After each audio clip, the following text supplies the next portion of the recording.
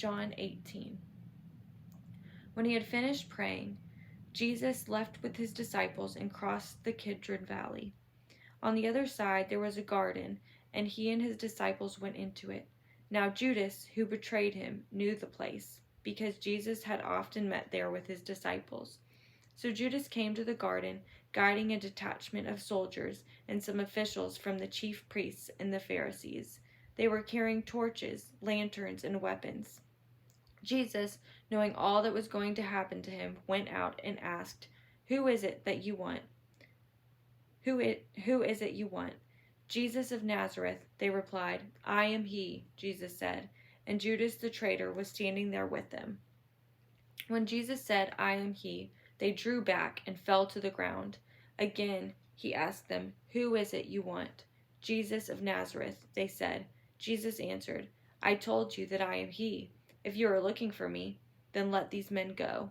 This happened so that the words he had spoken would be fulfilled. "I have not lost one of those you gave me." Then Simon Peter, who had a sword, drew it and struck the high priest's servant, cutting off his right ear. The servant's name was Malchus. Jesus commanded Peter, "Put your sword away. Shall I not drink the cup the Father has given me?" Then the detachment of soldiers, with its commander and the Jewish officials, arrested Jesus. They bound him and brought him first to Annas, who was the father-in-law of Cephaeus, the high priest that year. Cephaeus was the one who had advised the Jewish leaders that it would be good if one man died for the people. Simon Peter and another disciple were following Jesus. Because this disciple was known to the high priest, he went with Jesus into the high priest's courtyard. But Peter had to wait outside at the door. The other disciple, who was known to the high priest, came back, spoke to the servant girl on duty there, and brought Peter in. "You aren't one of this man's disciples too, are you?" she asked Peter. He replied, "I am not." It was cold, and the servants and officials stood around a fire they had made to keep warm. Peter also was standing with them, warming himself. Meanwhile, the high priest questioned Jesus about his disciples and his teaching. "I have spoken openly to the world," Jesus replied. "I always taught in synagogues or at the temple, where all the Jews come together. I said nothing in secret. Why question me? Ask those who heard me. Surely they know what I have said." When Jesus said this, one of the officials nearby slapped him in the face. "Is this the way you answer the high priest?" he demanded. "If I said something wrong," Jesus replied, "testify as to what is wrong. But if I spoke the truth, why did you strike me?" Then Annas sent bound to Cephaeus the high priest. Meanwhile, Simon Peter was still standing there warming himself. So they asked him, "You aren't one of his disciples too, are you?" He denied it, saying, "I am not." One of the high priest's servants, a relative of the man whose ear Peter had cut off, challenged him. "Didn't I see you with him in the garden?" Again Peter denied it, and at that moment a rooster began to crow.